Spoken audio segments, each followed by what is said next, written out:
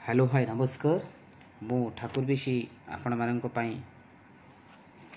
साहित्यर classicism जहाँ पाश्चात्य साहित्य तत्व विषय नहीं आसी अच्छी जो पाश्चात्य साहित्य तत्व आम पढ़ा क्लासिसिज्म रोमांटिसिज्म वास्तववाद चित्रकल्पवाद मिथ और प्रतीक। तो आज प्रथम क्लास रे आम क्लासिसिज्म पढ़ा। ए क्लासिसिज्म अर्थ कौन, पाश्चात्य साहित्य तत्वर अर्थ कौन एवं यह पढ़ा द्वारा आमको कौन लाभ हे से विषय जानिबा। तेबे सांग माने यह वीडियो आपणकर यूजीसी नेट पीजी एंट्रांस भली अनेक ओडिया एग्जाम रे फलप्रद हो पारी बोली मोर आशा और विश्वास। यही छोट वीडियो रे किछि थ्योरी आलोचना करिबा परे प्रश्न को जीवा। तेबे डेरी न करी आमे हमर वीडियो स्टार्ट करिबा चलतु। तेबे साहित्य जो अच्छी पाश्चात्य साहित्य तत्व यार अर्थ कौन, जो पश्चिम देश मानक सह जो आमर जो परिचित अच्छी से जो परिचित साहित्य को पाश्चात्य साहित्य कह जाए। देखुंत एटा ये हूँ तार तापरे क्लासिसिज्म कौन, क्लासिसिज्म कौन हुए देख सभ्यता भाषा साहित्य लेखक ही क्लासिक साहित्य को आग को नियंती। ए जो क्लासिक साहित्य को आग को की नियंती, सभ्यता भाषा साहित्य लेखक, ठीक अच्छे ए माने ही क्लासिक साहित्य को आग को नियंती। यही क्लासिक साहित्य जातीयबोध हेबा दरकार बा थिबा दरकार। जदि साहित्य जदि जातीय बोध नथिले ताहा क्लासिक भाव में गणना करा नाही।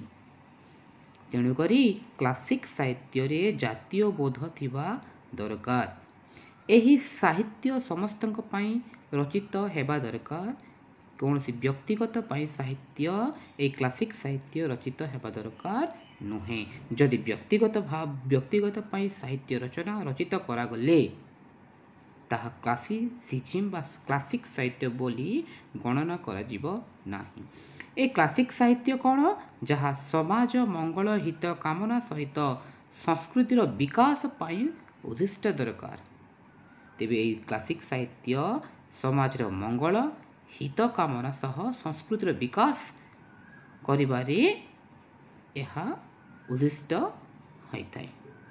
जेपरिकी महाभारत रामायण अभिज्ञान शकुंतलम कादंबरी जेमिति समाज को एक सोईथिबा समाज को एक चेतैछि कि लोक मानक आचरण परिवर्तन करैबारे ये मुख्य भूमिका ग्रहण करिछि। तेणु करी ताहाकु क्लासिसिज्म क्लासिक साहित्य बोली आमे कहि पारिबा। तेबे तेबे देखंतु इंग्राजी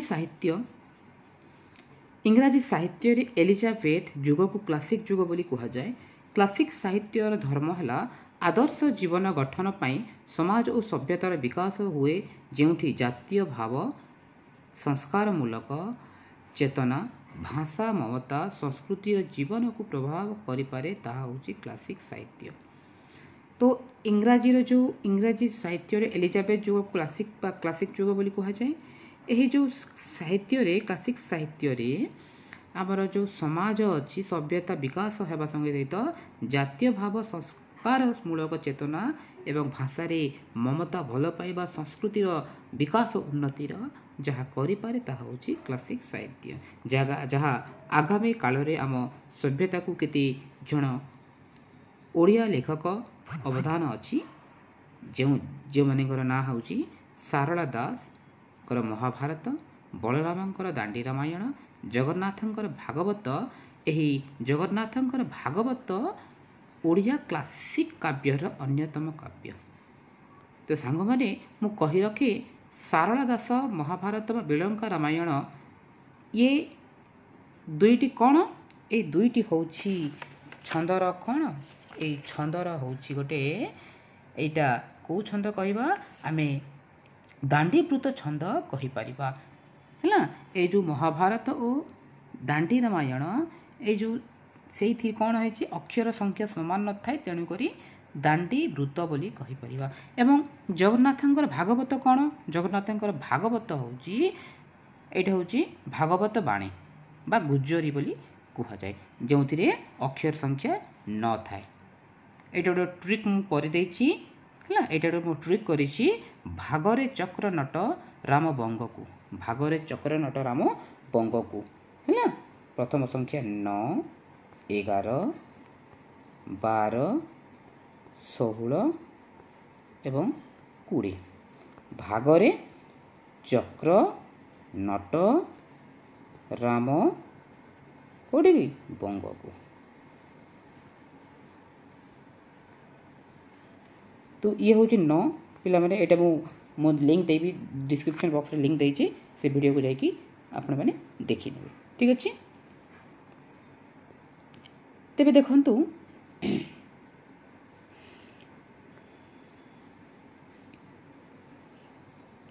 गल्प फकीर मोहनकर 6 बाण 8 कुंठ मामू राधानाथंकर महाजात्रा गोपीनाथंकर परजा माटी मटाळ सुरेंद्र महांतींकर नीलशैल इत्यादि समाज को एक नूतन शिक्षा रे अग्रगति करे यहाकू आमे क्लासिक साहित्य बोली कहिबा।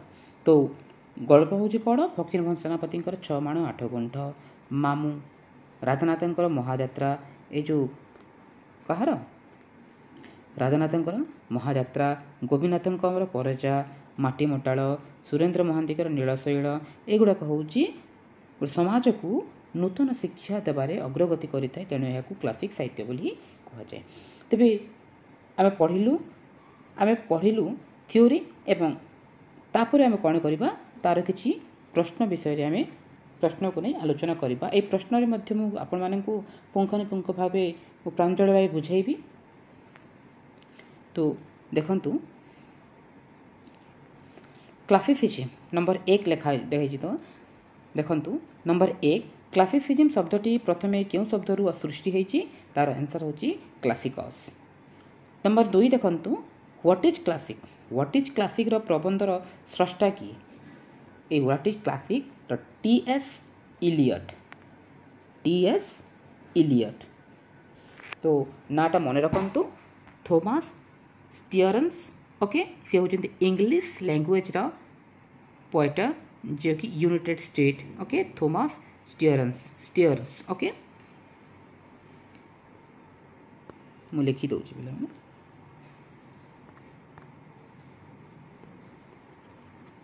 थॉमस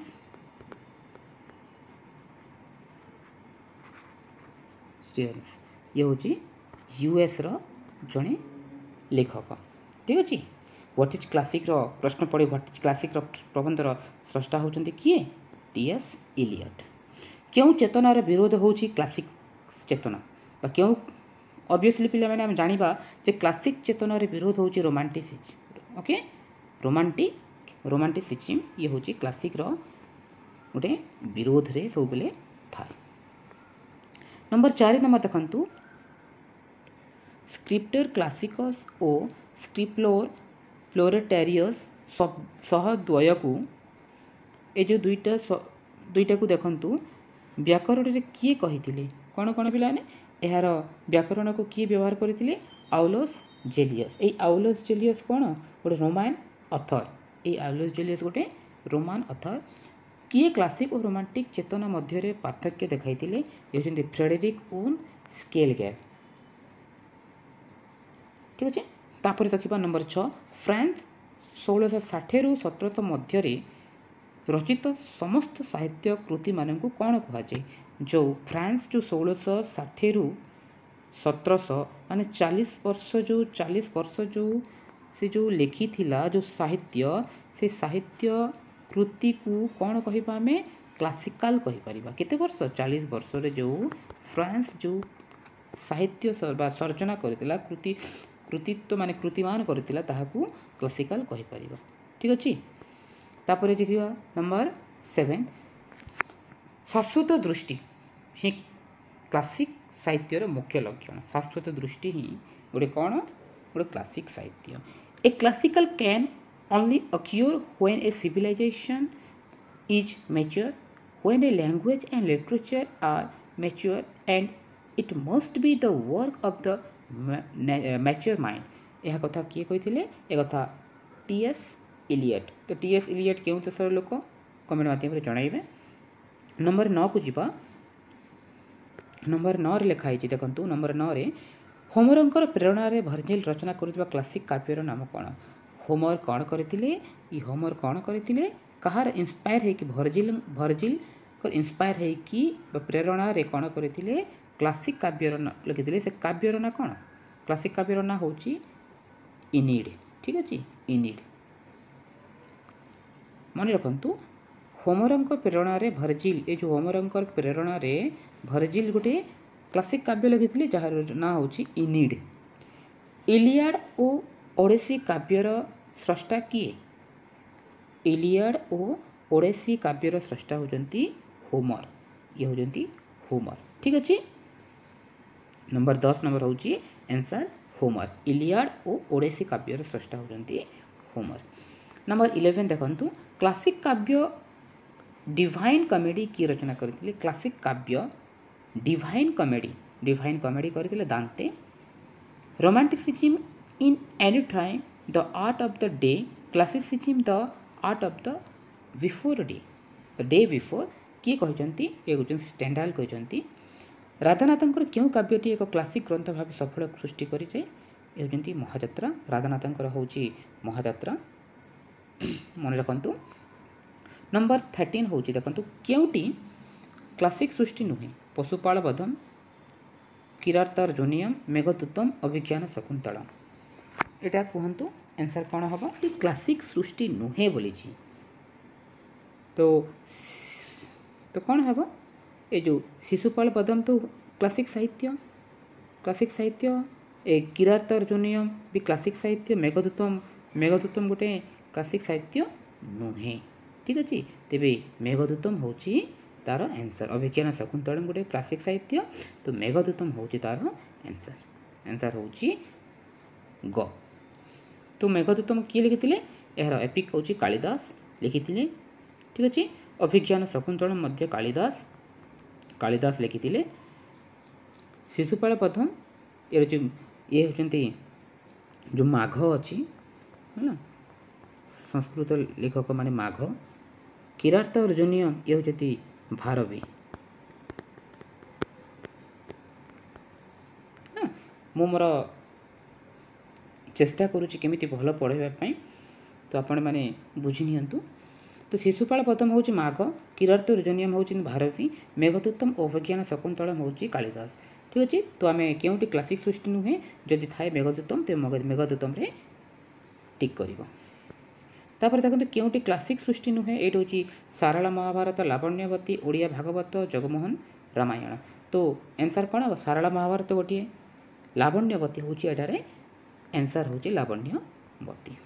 ठीक अच्छे से ओडिया भागवत जगमोहन रामायण सारला महाभारत ये कौन समाज में प्रतिफलित कर जड़े आदर्श गढ़ापी लोक मानू तेणुक लावण्यवती गोटे रोमांटिसिज्म जाए। तो क्योंटी क्लासिक सृष्टि नुहे नंबर 14 देखु। नंबर 14 हूँ क्योंटी क्लासिक सृष्टि नुहे। महाजात्रा ऋषिप्राणे देवावतरण कणा मामू 6 माण 8 गुंठ। तो नंबर 14 कौन हम नंबर 14 कौन हम देखु महाजात्रा ऋषिप्राणे देवावतरण आउ कौन अच्छी कणा मामू 6 माण 8 गुंठ। तो यार आंसर हूँ कणा मामू। ये आंसर हूँ कणा मामू। ठीक अच्छे क्योंटी क्लासिक सृष्टि नुहे माटी मटाल आजिर मनीष अमृतर संतान माटीर मनीष। तो यार ऋषिप्राणे देवावतरण लेखक किए मधुसूदन राव। पिला माने टिके मन पकइबे एटा क्योंटी क्लासिक सृष्टि नुहे माटी मटाल कहार गोपीनाथ महांतीकर। माटीर मनीष कहार माटीर मनीष कालिंदी चरण पाणिग्राही। आजिर मनीष हूँ आजिर मनीष भी कालिंदी चरण पाणिग्राही। मु किए लिखिदे के पी कालिंदी चरण पाणिग्राही। एवं अमृतर संतान और माटी मटाल ए माटी मटाल हूँ ये हूँ कौन ये हूँ गोपीनाथ महांती जी आउ पी गोपीनाथ महांती। तो ठीक अच्छे तो आमर आंसर कौन हम आंसर आम कौन पाइलु एठारे आंसर होची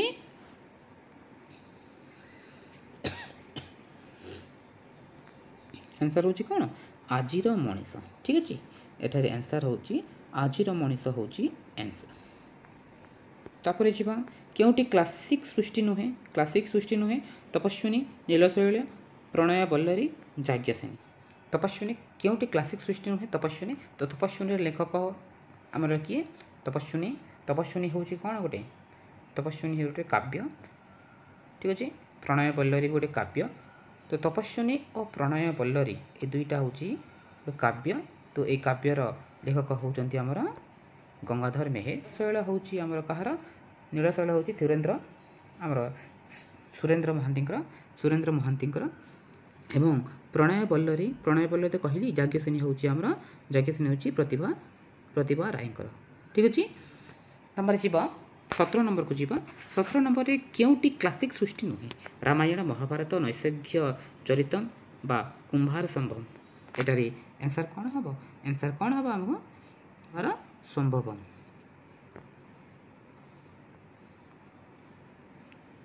ठीक अच्छे आंसर कौन कुंभार संभवम हूँ तार सठिक आंसर।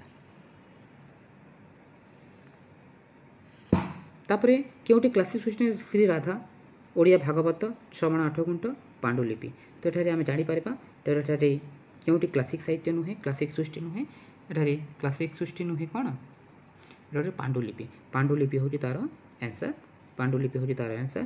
श्री राधार लेखक किए श्री राधार लेखक होती कौन कालीचरण पट्टनायक ओडिया भागवतर होती जगन्नाथ दास 6 माण 8 गुंठर हूँ फकीरमोहन सेनापति।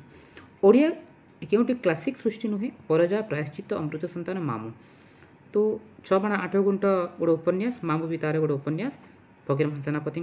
अमृत संतान लेखक होती कौन गोपीनाथ महांती अमृत संतान गोपीनाथ महांती एवं गोपीनाथ महांती आउ कौन अच्छी परजा अच्छी ये प्रायश्चित कहार ये प्रायश्चित होती कहार 6 माण 8 गुंठ कि लिखी 6 माण 8 गुंठ मामू प्रायश्चित होती लक्ष्मण होती गोटे गोटे फकीरमोहन सेनापति गोटे उपन्यास।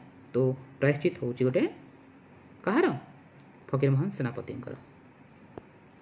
तो नंबर 20 को जीवा होमरंकर प्रेरणा लाभ करी भर्जिल क्यों क्लासिक काव्य सृष्टि करथिले ये होती किसी पूर्व पढ़ी ये सनिडी अच्छी तो ये जी इनिडी हम ठीक अच्छे तार सठिक आंसर हूँ ग इनिडी ठीक अच्छे। क्लासिकल ट्रेडिशन ग्रंथर स्रष्टा किए क्लासिकल ट्रेडिशन ग्रंथर स्रष्टा होती नंबर क एच ग्रियर्सन। नंबर 22 देखु नंबर 22 हूँ